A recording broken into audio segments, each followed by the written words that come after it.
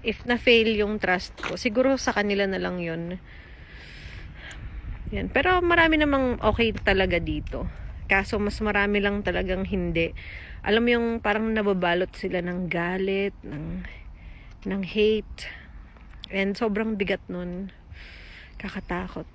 Alam mo, sa totoo lang, ilang beses na ako nag-trust sa mga tao dito. And parang 2 lang or 3 yung hindi nag-break ng trust ko. And yung mga nag-break ng trust ko, hindi ko na sila gusto pang kausapin. And siguro kung makita ko sila, parang stranger na lang, just like before. And sila lang naman yung lumalapit sa akin.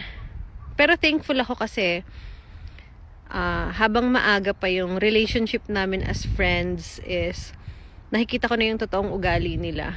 And hindi na tumatagal sa buhay ko. Kaya parang para sa akin, blessing rin yung makikita mo yung totoong ugali ng isang tao.